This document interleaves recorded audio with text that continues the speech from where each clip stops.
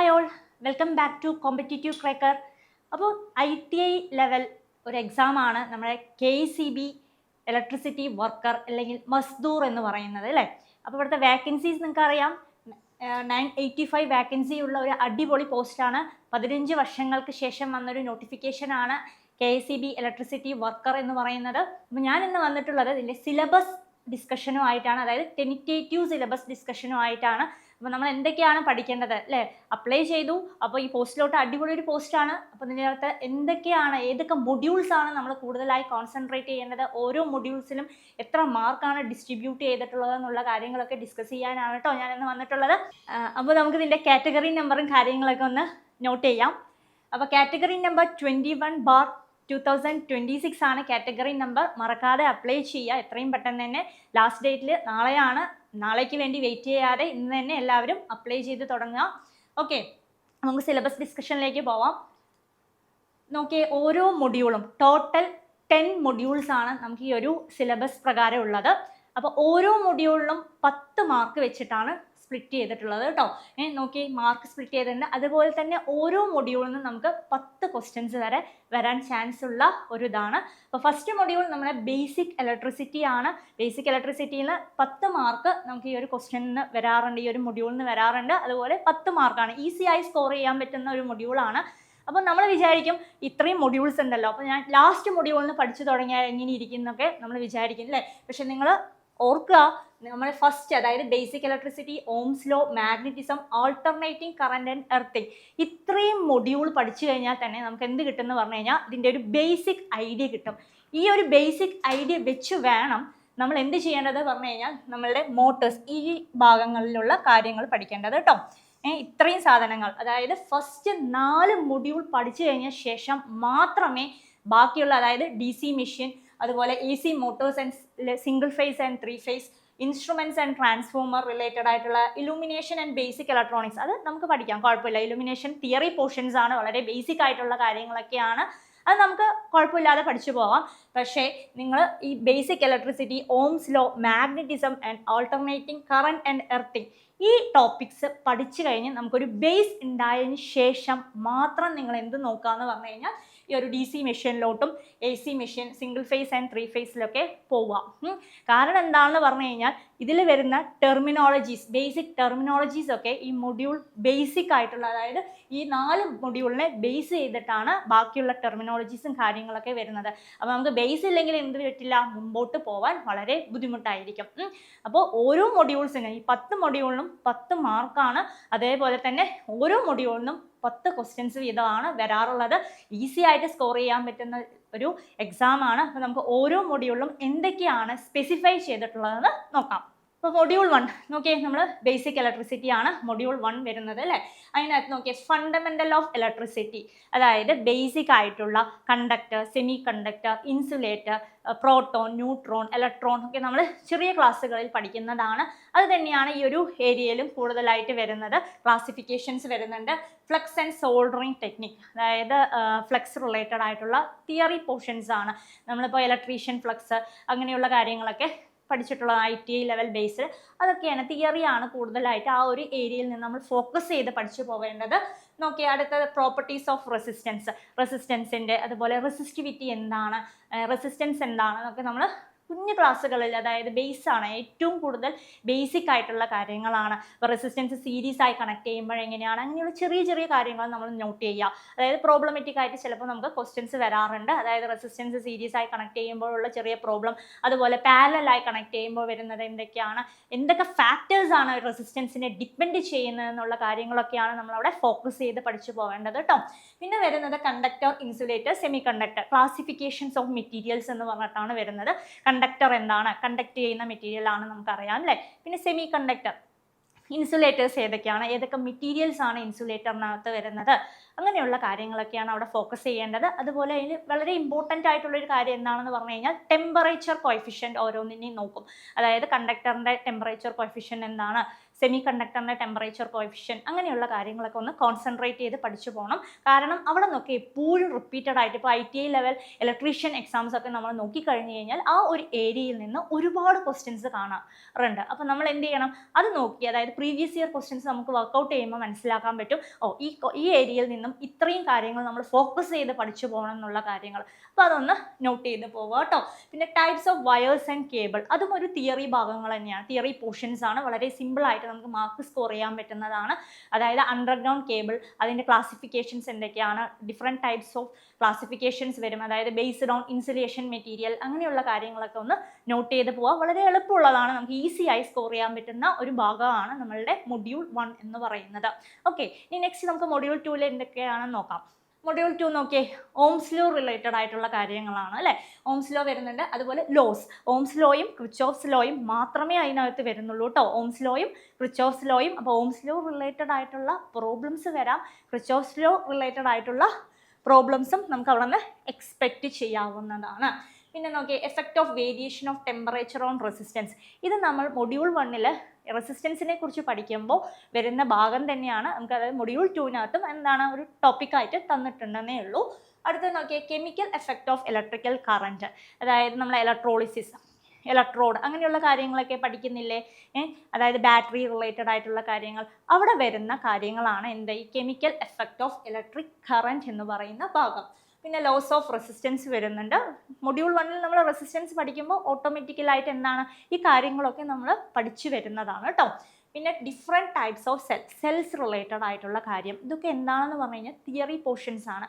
നമുക്കറിയാം സെൽസ് എടുക്കുമ്പോൾ എന്താണ് പ്രൈമറി സെൽസ് ഉണ്ട്, അതുപോലെ സെക്കൻഡറി സെൽസ് പോലെയുള്ള ക്ലാസിഫിക്കേഷൻസും കാര്യങ്ങളൊക്കെ ഉണ്ട്. അതിൽ പ്രൈമറി സെൽസ് ഏതാണെന്ന് നമ്മൾ പഠിക്കുക, പ്രൈമറി സെൽസിലെ ഓരോന്നിൻ്റെയും ഇലക്ട്രോഡ്സ് ഏതാണ്, നമ്മൾ യൂസ് ചെയ്യുന്ന ഇലക്ട്രോലൈറ്റ് ഏതാണെന്നുള്ള കാര്യങ്ങളൊക്കെ ഫോക്കസ് ചെയ്ത് പഠിക്കണം. അത് വളരെ ഇമ്പോർട്ടൻ്റ് ആയിട്ടുള്ളൊരു ഏരിയ ആണ് കേട്ടോ. നമ്മൾ വിചാരിക്കും സെൽസ് പറഞ്ഞു കഴിഞ്ഞാൽ വളരെ സിമ്പിളാണ്, തിയറി അല്ലേ എന്ന് പറഞ്ഞിട്ട് വിടരുത്. പ്രൈമറി സെൽസും അതുപോലെ സെക്കൻഡറി സെല്ലുമായി ക്ലാസിഫൈ ചെയ്തിട്ടുണ്ടെന്ന് നമുക്കറിയാം. അതുപോലെ ഓരോ സെല്ലും, പ്രൈമറി സെല്ലിനകത്ത് തന്നെ ഒരുപാട് സെൽസുകൾ വരുന്നുണ്ട്. ആ സെൽസിലൊക്കെ ഉപയോഗിച്ചിട്ടുള്ള ഇലക്ട്രോലൈറ്റ് എന്താണ്, ഇലക്ട്രോഡ് ആനോഡ് ഏതാണ്, കാഥോഡ് ഏതാണെന്നൊക്കെയുള്ള മെറ്റീരിയൽ ക്ലാസിഫിക്കേഷൻസ് ഒക്കെ അറിഞ്ഞിരിക്കണം കേട്ടോ. അത്രയും ഇമ്പോർട്ടൻസ് കൊടുത്തത് പഠിക്കണം. തിയറി പോർഷൻസ് ആണ്, ഈസിയായി മാർക്ക് സ്കോർ ചെയ്യാൻ പറ്റുന്ന ഒരു ഭാഗമാണ് ഡിഫറെൻറ്റ് ടൈപ്സ് ഓഫ് സെൽസ് എന്ന് പറയുന്നത്. പിന്നെ സെൽസിനെ നമ്മൾ ഗ്രൂപ്പ് ചെയ്യും അല്ലേ, അതായത് പാരലൽ ഉണ്ട്, സീരീസ് ഉണ്ട്. ആ ഗ്രൂപ്പിങ്ങും നമ്മൾ എന്ത് ചെയ്യണം, കോൺസെൻട്രേറ്റ് ചെയ്ത് തന്നെ പഠിച്ചു പോകേണ്ടതാണ്. പിന്നെ care and maintenance of cell, buckling, sedimentation, ഇതൊക്കെ എന്താണെന്ന് പറഞ്ഞു കഴിഞ്ഞാൽ നമ്മൾ സെൽസിൽ വരുന്ന ഡിഫക്ട്സ് ആണ്. അപ്പോൾ ഇത്രയും പോർഷൻസ്, അതായത് ഡിഫറെൻറ്റ് ടൈപ്സ് ഓഫ് സെൽസ് എന്ന് പറഞ്ഞു കഴിഞ്ഞാൽ ഒരു കുറച്ച് വാസ്റ്റ് ആയിട്ടുള്ള ഏരിയ തന്നെയാണ്. പക്ഷേ എന്താണ് ഈസി ആയിട്ട് മാർക്ക് സ്കോർ ചെയ്യാൻ പറ്റുന്ന മൊഡ്യൂൾ 2 നമുക്ക് ഈസി ആയി സ്കോർ ചെയ്യാൻ പറ്റുന്ന ഒരാളാണ്. ചിലപ്പോൾ നമുക്ക് എന്താണ് പറഞ്ഞു കഴിഞ്ഞാൽ ഈ ഒരു ഗ്രൂപ്പിംഗ് ഓഫ് സെൽസ് എന്ന റിലേറ്റഡ് എന്ന ചെറിയ ചെറിയ പ്രോബ്ലംസ് വരാൻ, സീരീസ് ആയി കണക്ട് ചെയ്യുമ്പോൾ വോൾട്ടേജ് എങ്ങനെയാണ്, കറണ്ട് എങ്ങനെയാണെന്നുള്ള രീതിയിലൊക്കെ പ്രോബ്ലംസ് വന്ന് കാണാറുണ്ട്. അപ്പോൾ അതൊന്ന് നോട്ട് ചെയ്യുക കേട്ടോ. നമുക്ക് ഈസി ആയിട്ട് ഇവിടെ നിന്നും നിയർലി ഒരു 8-9 മാർക്ക്, 10ൽ 8-9 മാർക്ക് സ്കോർ ചെയ്യാൻ പറ്റുന്ന ഒരു മൊഡ്യൂളാണ് ഏത്, ഈ ഒരു മൊഡ്യൂൾ 2 എന്ന് പറയുന്നത്. വളരെ ബേസിക് ആയിട്ടുള്ള കാര്യങ്ങൾ തന്നെയാണ് ഇതിലും വന്നിട്ടുള്ളത്. നെക്സ്റ്റ് നോക്കിയേ, മൊഡ്യൂൾ 3 നോക്കിയോ, മാഗ്നറ്റിസം. മാഗ്നറ്റിസം നമ്മൾ പഠിച്ചിട്ടില്ലേ, അതായത് നമ്മൾ 8, 9, 10, +1, +2 പഠിക്കുന്നതാണ് എന്ത്, മാഗ്നറ്റിസം എന്ന് പറയുന്ന ആൾ അല്ലേ. അപ്പോൾ മാഗ്നറ്റിസത്തിൻ്റെ classification of magnetic properties based on നമുക്കറിയാം പാരാമാഗ്നറ്റ് ഉണ്ട്, ഡയാമാഗ്നറ്റ് ഉണ്ട്, ഫെറോ മാഗ്നറ്റ് ഉണ്ട്, അങ്ങനെയുള്ള ക്ലാസിഫിക്കേഷൻസ് ഒക്കെ ഒന്ന് നോട്ട് ചെയ്യുക. അതിൽ വളരെ ഇമ്പോർട്ടൻ്റ് ആണ് അതായത് പ്രീവിയസ് ഇയറിലെ ക്വസ്റ്റ്യൻസ് നോക്കിക്കഴിഞ്ഞാൽ പാര, ഡയ, ഫെറോയിൽ നിന്ന് ഒരുപാട് ക്വസ്റ്റ്യൻസ് വന്നിട്ടുണ്ട്. അപ്പോൾ ആ ക്ലാസിഫിക്കേഷൻസ് ഒക്കെ നമ്മൾ നന്നായി പഠിച്ചു പോവേണ്ടതാണ്. പിന്നെ വരുന്നത് നോക്കിയേ, ഇലക്ട്രോ മാഗ്നറ്റിസം. നമുക്കറിയാം Faraday's laws of electro magnetism അല്ലേ, അതും അതുപോലെ തന്നെ അതിൽ വരുന്ന ഫ്ലെമിങ്സ് ലെഫ്റ്റ് ഹാൻഡ് റൂൾ, അതുപോലെ റൈറ്റ് ഹാൻഡ് റൂളൊക്കെ നന്നായി നോട്ട് ചെയ്യുക. അതിൽ നിന്നൊക്കെ ക്വസ്റ്റ്യൻസ് വരും. വളരെ ബേസിക് ആണ്, ബേസിക് ആയിട്ടുള്ള ടെർമിനോളജീസ്. ഇതറിഞ്ഞാലാണ് നമുക്ക് എന്ത് ചെയ്യാം, മെഷീൻസ് പഠിക്കാൻ എളുപ്പമായിട്ട് വരിക. അതുകൊണ്ടാണ് ഞാൻ തുടക്കത്തിലേ പറഞ്ഞത്, ഫസ്റ്റിലെ 4 മൊഡ്യൂൾസ് നമ്മൾ നല്ല ബേസ് ഉണ്ടാക്കിയാൽ മാത്രമാണ് നമുക്ക് എന്ത് ചെയ്യാൻ പറ്റുള്ളൂ, മെഷീൻസ് അതുപോലെ AC ഫണ്ടമെൻ്റൽ പോലുള്ള അടുത്ത, അതായത് AC machines, DC machines, power ജനറേഷനിലൊക്കെ നമുക്ക് എന്താണ് ഓരോ ടെർമിനോളജീസ് വരുമ്പോൾ ഇത് നമ്മൾ ഫസ്റ്റ് മൊഡ്യൂളിൽ പഠിച്ചിട്ടുണ്ട്, ഈ ഒരു മൊഡ്യൂളിൽ ഞാനിത് കോൺസെൻട്രേറ്റ് ചെയ്ത് പഠിച്ചിട്ടുള്ളത് കാരണം ഇത് ഇവിടെ നിന്നാണ് വന്നിട്ടുള്ളത് എന്നുള്ളൊരു ഐഡിയ നിങ്ങൾക്ക് കിട്ടണമെങ്കിൽ ഞാൻ വീണ്ടും റിപ്പീറ്റഡ് ആയിട്ട് പറയുകയാണ്, ഫസ്റ്റ് 4 മൊഡ്യൂളിൽ നന്നായി ബേസ് ഉണ്ടാക്കിയാൽ മാത്രമേ ബാക്കിയുള്ള മൊഡ്യൂൾസിൽ നിന്ന് നമുക്ക് ഈസി ആയിട്ട് മാർക്ക് സ്കോർ ചെയ്യാൻ പറ്റുള്ളൂ കേട്ടോ. പിന്നെ നോക്കിയേ ടെർമിനോളജീസ് ആണ്, അതായത് മാഗ്നറ്റിസം റിലേറ്റഡ് ആയിട്ടുള്ള ടെർമിനോളജീസ് ആണ് ഇവിടെ വരുന്നത്. അതായത് MMF, ഫ്ലക്സ് ഡെൻസിറ്റി, റിലക്റ്റൻസ് പോലുള്ള കാര്യങ്ങളൊക്കെ എന്തിൽ വരുന്നതാണ്. ഇതിൻ്റെ യൂണിറ്റ്സ് പഠിക്കണം. എന്താണ് MMF അറിഞ്ഞിരിക്കുക, അതിൻ്റെ യൂണിറ്റ് എന്താണ്, അങ്ങനെയാണ് നമുക്ക് പ്രീവിയസ് ഇയറിലൊക്കെ PSC ക്വസ്റ്റ്യൻ ചോദിച്ചിട്ടുള്ളത് കേട്ടോ. അപ്പോൾ ഓരോ ടെർമിനോളജീസും വളരെ വളരെ ഇമ്പോർട്ടൻ്റ് ആണ്. അത്രയും ഊന്നൽ കൊടുത്ത് തന്നെ നിങ്ങൾ എന്ത് ചെയ്യണം, പഠിച്ചു പോകേണ്ടതാണ്. അപ്പോൾ ഇതൊക്കെ എന്താണ്, മാഗ്നറ്റിസം റിലേറ്റഡ് ആയിട്ടുള്ള ടെർമിനോളജീസ് ആണ്. ഏതൊക്കെയാണ്, MMF, ഫ്ലക്സ് ഡെൻസിറ്റി, റിലക്റ്റൻസ് പോലുള്ള കാര്യങ്ങൾ കേട്ടോ. നെക്സ്റ്റ് എന്താ വരുന്നത്, നമ്മൾ പറഞ്ഞ പോലെ ഇലക്ട്രോ മാഗ്നറ്റിസം പഠിക്കുമ്പോൾ എന്ത് പഠിക്കും, Faraday's laws of electro magnetism പഠിക്കും അല്ലേ. അത് തന്നെയാണ് Faraday's laws of electro magnetic induction വരുന്നുണ്ട്. ലെൻസസ് ലോ വളരെ ഇമ്പോർട്ടൻ്റ് ആണ്. പിന്നെ കപ്പാസിറ്റർ, ടൈപ്സ് ആൻഡ് ഫങ്ഷൻ. കപ്പാസിറ്ററിൽ പഠിക്കുമ്പോൾ അറിയാം, കപ്പാസിറ്ററിൻ്റെ സീരീസ് കണക്ഷൻ ആകുമ്പോൾ, പാരലൽ കണക്ഷൻ ആകുമ്പോൾ എന്താണ് വരുന്നതെന്നുള്ള ബേസിക് കാര്യങ്ങൾ കൂടി നിങ്ങൾ അറിഞ്ഞ് പഠിച്ചു പോവുക. കാരണം അത്രയും ബേസ് ആയിട്ടുള്ള കാര്യമാണ് മാഗ്നറ്റിസം എന്ന് പറയുന്ന ആ ഒരു മൊഡ്യൂൾ. ഇനി നമുക്ക് നെക്സ്റ്റ് മൊഡ്യൂളിലോട്ട് നോക്കാം. അടുത്ത മൊഡ്യൂൾ 4 നോക്കിയേ, ആൾട്ടർനേറ്റിംഗ് കറന്റ് ആൻഡ് എർത്തിങ് എന്ന് പറയുന്നുണ്ട് അല്ലേ. AC കറന്റ്, വീട്ടിൽ വരുന്നൊക്കെ AC കറന്റ് അല്ലേ, അറിയാവുന്നതല്ലേ.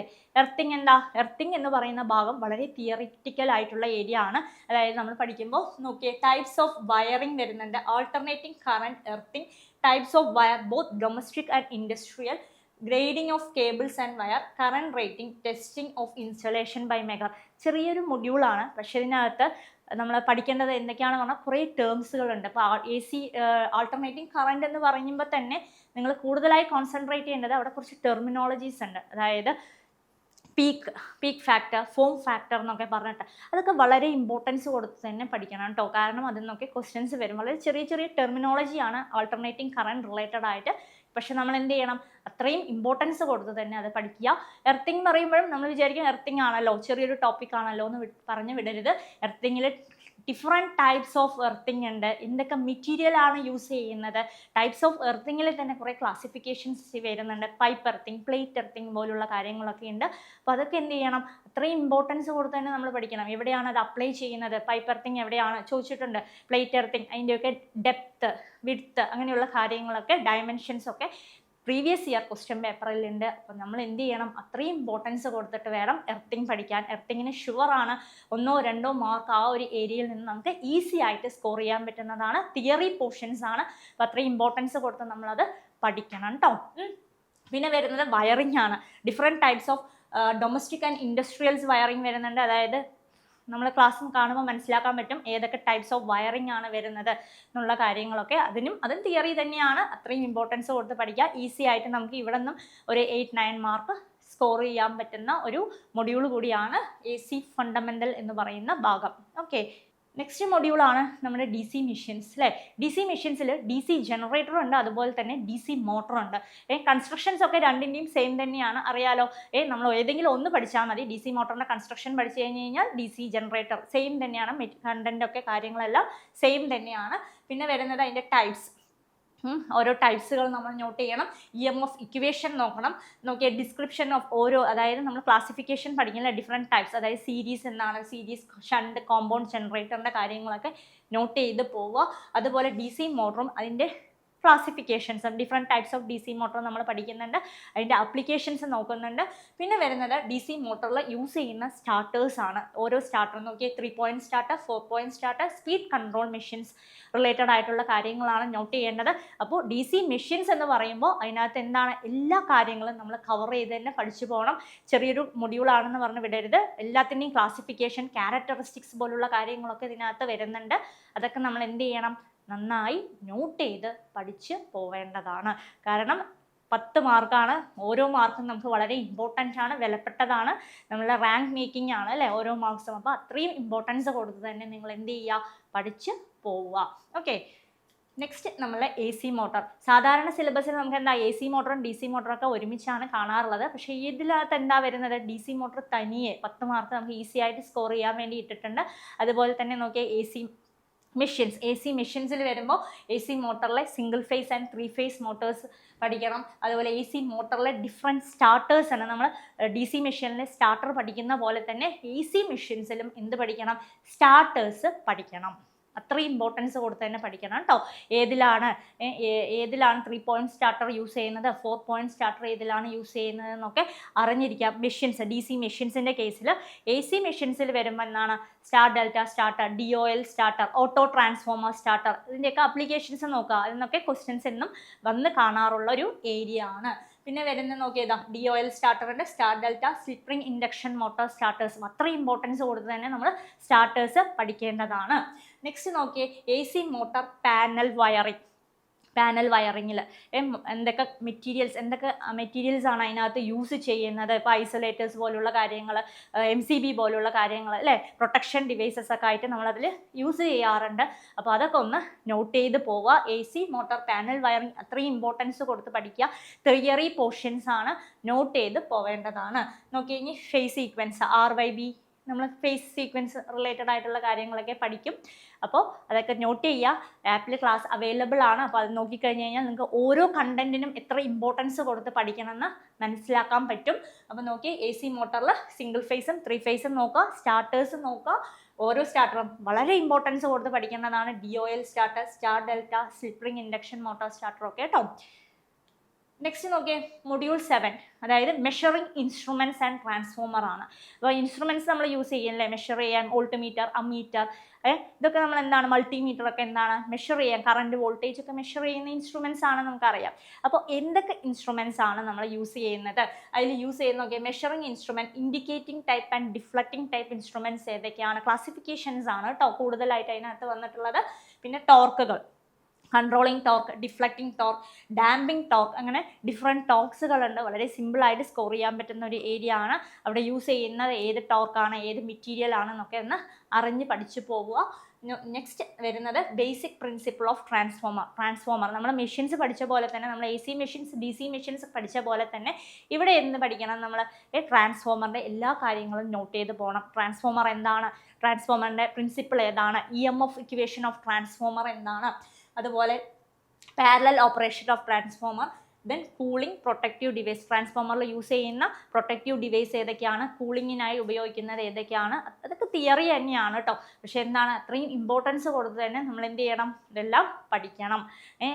10 മാർക്കാണ് നമുക്ക് മെഷറിംഗ് ഇൻസ്ട്രുമെൻറ്റ്സ് എന്നൊക്കെ ഈസിയായി സ്കോർ ചെയ്യാൻ പറ്റുന്നതാണ്. വിട്ട് കളയരുത്, നന്നായി പഠിച്ചു പോവേണ്ടതാണ് കേട്ടോ. ഇനി മൊഡ്യൂൾ 8ലേക്ക് വരുമ്പോഴും തിയറി പോർഷൻസ് ആണ്. നമ്മൾ ഇലുമിനേഷൻ ബേസ്ഡ് ആയിട്ടുള്ളത്, ബേസിക് ഇലക്ട്രോണിക്സ് റിലേറ്റഡ് ആയിട്ടുള്ള കുറച്ച് കാര്യങ്ങൾ. അതായത് നോക്കിയേ സെമി കണ്ടക്ടർ ഏതാണ്, P ടൈപ്പ്, N ടൈപ്പ് വരുന്നുണ്ട്, classifications of diode, rectifier, transistor, ഇതെല്ലാം എന്താണ് ഇലക്ട്രോണിക്സ് ബേസ്ഡ് ആയിട്ടുള്ള കാര്യങ്ങളാണ്. വളരെ ചെറിയ കാര്യങ്ങളാണ്. ഡയോഡ് എന്താണ്, ഡയോഡ് അതുപോലെ റെക്ടിഫയർ എന്താണ്, ട്രാൻസിസ്റ്റർ എന്താണെന്നുള്ള കാര്യങ്ങളൊക്കെ ഒന്ന് നോട്ട് ചെയ്യുക. ഇലുമിനേഷൻ എടുക്കുമ്പോൾ, ഇലുമിനേഷൻ ചെറിയൊരു ടോപ്പിക്കാണെന്ന് നമ്മൾ വിചാരിക്കും, പക്ഷെ അതിനകത്ത് ലാമ്പുകൾ ആദ്യം ഇമ്പോർട്ടൻസ് കൊടുത്ത് പഠിക്കുക. ഡിഫറെൻറ്റ് ടൈപ്സ് ഓഫ് ലാമ്പ്, നമ്മൾ വീട്ടിൽ യൂസ് ചെയ്യുന്ന ലാമ്പുകളൊക്കെ ഇല്ലേ, LED lamp, sodium vapour lamp, mercury vapour lamp, അങ്ങനെ കുറേ ഡിഫറെൻറ്റ് ക്ലാസിഫിക്കേഷൻസ് ഓഫ് ലാമ്പുകളുണ്ട്. അതിന് ഇമ്പോർട്ടൻസ് കൊടുത്ത് പഠിക്കേണ്ടതാണ് ആ ഒരു ഏരിയ. പിന്നെ വരുന്നത് നോക്കിയേ ലോസ് ഓഫ് ഇലുമിനേഷന് 2 ലോസ് ഉണ്ട്, ഫസ്റ്റ് ലോ, സെക്കൻഡ് ലോ. അതായത് ആ ലോകൾ നമ്മൾ എന്ത് ചെയ്യണം, കോൺസെൻട്രേറ്റ് ചെയ്ത് പഠിച്ചു പോകണം കേട്ടോ. അത്രയും ഇമ്പോർട്ടൻസ് ആണ്. പിന്നെ വരുന്നത് ടൈപ്സ് ഓഫ് ലാമ്പ്, അത് ഞാൻ പറഞ്ഞു എന്നാൽ കുറച്ച് വാസ്റ്റ് ആയിട്ടുള്ള ഏരിയ ആണ്. ഓരോ ലാമ്പിൻ്റെയും അപ്ലിക്കേഷൻസ് എവിടെയാണ് യൂസ് ചെയ്യുന്നത്, സ്റ്റേഡിയം, അതുപോലെ എയർപോർട്ട്, അങ്ങനെയുള്ള കേസുകളൊക്കെ ഇല്ലേ, അവിടെയൊക്കെ സ്പോർട്സ് സ്റ്റേഡിയത്തിലൊക്കെ യൂസ് ചെയ്യുന്നത് ഏത് ടൈപ്പ് ഓഫ് ലാമ്പാണ്, സ്ട്രീറ്റ് ലൈറ്റിൽ യൂസ് ചെയ്യുന്നത് ഏത് ടൈപ്പ് ഓഫ്, അങ്ങനെ അപ്ലിക്കേഷൻ ലെവൽ റിലേറ്റഡ് ആയിട്ട് നമ്മൾ എന്ത് ചെയ്യുക, ഈ ഒരു ഭാഗം പഠിച്ചു പോവുക, ടൈപ്സ് ഓഫ് ലാമ്പ് എന്ന് പറയുന്ന കാര്യങ്ങൾ കേട്ടോ. പിന്നെ വരുന്നത് ഇലുമിനേഷനിലെ ടെർമിനോളജീസ് ഉണ്ട്. അതായത് ലോസ് ഓഫ് ഇലുമിനിയൻസ് എന്താണ്, ഫ്ലക്സ് എന്താണ്, അങ്ങനെയുള്ള കാര്യങ്ങൾ, കുറച്ച് കാര്യങ്ങളൊക്കെ ഉണ്ട്. അതിൻ്റെ യൂണിറ്റ്സുകൾ, അതൊക്കെ നമ്മൾ എന്ത് ചെയ്യണം, കോൺസെൻട്രേറ്റ് ചെയ്ത് ഈ ഒരു ഭാഗം പഠിച്ചു പോവേണ്ടതാണ്. നെക്സ്റ്റ് നോക്കിയേ മൊഡ്യൂൾ 9 വരുന്നതാണ് പവർ ജനറേഷൻ. പവർ എവിടെയാണ് ജനറേറ്റ് ചെയ്യുന്നത്, പിന്നെ generation and source of energy, അതായത് renewable source, non renewable source, conventional energy, non conventional energy, നിങ്ങൾക്ക് നമ്മൾ പഠിക്കുന്നതാണ്. ബേസിക് ആയിട്ടുള്ള കാര്യങ്ങളാണ്, അത് റിലേറ്റഡ് ആയിട്ടുള്ള കാര്യങ്ങൾ നമ്മൾ നോട്ട് ചെയ്യണം. പിന്നെ various type of power generation, hydro, thermal, nuclear, അതൊക്കെ നമ്മൾ പഠിച്ചിട്ടില്ലേ, അത് തന്നെയാണ് ഇതിനകത്തും വരുന്നത്. അതായത് various type of power generations ഏതൊക്കെയാണെന്നുള്ളത് നന്നായി നോട്ട് ചെയ്യുക. അതിൽ ഓരോ പാരാമീറ്റേഴ്സും അത്രയും ഇമ്പോർട്ടൻസ് കൊടുത്ത് പഠിച്ചു പോവുക. ഹൈഡ്രോയിൽ വരുന്ന എന്തൊക്കെയാണ്, ഉള്ള കാര്യങ്ങൾ, സ്പിൽവേ പോലുള്ള എക്യുപ്മെൻറ്റ്സുകൾ നമ്മൾ അതിൽ യൂസ് ചെയ്യുന്നുണ്ട്. അതൊക്കെ എന്ത് ചെയ്യുക, നന്നായി നോട്ട് ചെയ്ത് പോവുക. അതിൻ്റെയൊക്കെ ക്വസ്റ്റ്യൻസ് വന്ന് കാണാറുണ്ട്, അത് എന്തിനാണ് യൂസ് ചെയ്യുന്നത്. ഇപ്പോൾ ഹൈഡ്രോ പഠിക്കുകയാണെങ്കിൽ എല്ലാ പാരാമീറ്റേഴ്സും നോക്കുക, തെർമൽ നോക്കുകയാണെങ്കിലും അതിൽ യൂസ് ചെയ്യുന്ന മെറ്റീരിയൽസൊക്കെ ഒന്ന് നോട്ട് ചെയ്ത് പഠിച്ചു പോവുക കേട്ടോ. ദെൻ നെക്സ്റ്റ് വരുന്നത് ട്രാൻസ്മിഷൻ.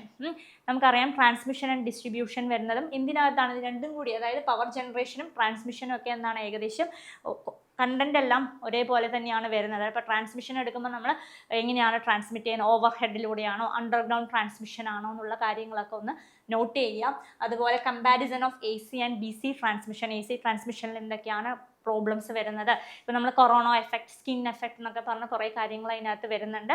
അപ്പോൾ അതൊക്കെ ഒന്ന് എന്ത് ചെയ്യുക, നന്നായി നോട്ട് ചെയ്ത് പഠിച്ചു പോവുക. അപ്പോൾ ഇത്രയും കാര്യങ്ങളാണ് നമ്മളുടെ, അതായത് ഫസ്റ്റ് മൊഡ്യൂൾ തൊട്ട് 10th മൊഡ്യൂൾ വരെ നമ്മളുടെ സിലബസ് അനുസരിച്ച് തന്നിട്ടുള്ളത്, ITI ലെവൽ ബേസ്ഡ്. അപ്പോൾ ഓരോ മൊഡ്യൂളിലും എന്തൊക്കെ കാര്യങ്ങളാണ് നിങ്ങൾക്ക് മനസ്സിലായി. അപ്പോൾ ഞാൻ പറയുന്നതാണ്, വീണ്ടും വീണ്ടും പറയുകയാണ്, നമ്മളുടെ ഫസ്റ്റ് 4 മൊഡ്യൂൾ നമുക്ക് ബേസ് ക്രിയേറ്റ് ചെയ്യാനുള്ളതാണ്. ഒരു ബേസ് ഇല്ലാത്തൊരു വ്യക്തിക്ക് ആ 4 മൊഡ്യൂൾ നമ്മൾ പഠിച്ചു കഴിഞ്ഞ് കഴിഞ്ഞാൽ തന്നെ ബാക്കിയുള്ള മെഷീൻസ്, അതുപോലെ AC മെഷീൻസ്, ട്രാൻസ്ഫോമർ പോലുള്ള കാര്യങ്ങളൊക്കെ ഈസി ആയിട്ട് നമുക്ക് മനസ്സിലാക്കാൻ പറ്റും. അല്ലാതെ നമ്മൾ എന്ത് ചെയ്യുക, ലാസ്റ്റ് ഞാൻ പഠിച്ചു പോകാം, എനിക്കിത് കിട്ടുന്നില്ല എന്ന് പറഞ്ഞ് പഠിക്കരുത്. നമ്മളുടെ ബേസ് കിട്ടിയാൽ മാത്രമാണ് നമുക്ക് മുമ്പോട്ട് പോകാൻ പറ്റുകയുള്ളൂ, നല്ലൊരു മാർക്ക് സ്കോർ ചെയ്യാൻ പറ്റുകയുള്ളൂ. ഓക്കെ, അപ്പോൾ നമ്മളുടെ ആപ്പിൽ, CC ആപ്പിൽ KSEB ഇലക്ട്രിസിറ്റി വർക്കറിൻ്റെ കോഴ്സ് സ്റ്റാർട്ട് ചെയ്തിട്ടുണ്ട്. നിങ്ങൾക്ക് വേണ്ട PYQs, MCQ, അതുപോലെ ഡെയിലി മോക്ക് ടെസ്റ്റ് പ്രൊവൈഡ് ചെയ്യുന്നുണ്ട്. എല്ലാ കാര്യങ്ങളും നമുക്ക് അതിനകത്ത് അവൈലബിൾ ആണ്. അപ്പോൾ കൂടുതൽ ഡീറ്റെയിൽസിനായിട്ട് താഴെ കാണുന്ന നമ്പറിൽ കോൺടാക്റ്റ് ചെയ്യാം. KSEB വർക്കറിൻ്റെ ക്ലാസ്സുകൾ നമ്മുടെ ആപ്പിൽ അവൈലബിൾ ആണ്. അപ്പോൾ കൂടുതൽ ഡീറ്റെയിൽസിനായി താഴെ കാണുന്ന നമ്പറിൽ കോൺടാക്റ്റ് ചെയ്യുക. ഇനിയും ഇതുപോലുള്ള ഇൻഫോർമേറ്റീവ് വീഡിയോസിന് വേണ്ടി ചാനൽ സബ്സ്ക്രൈബ് ചെയ്യേണ്ടതാണ്.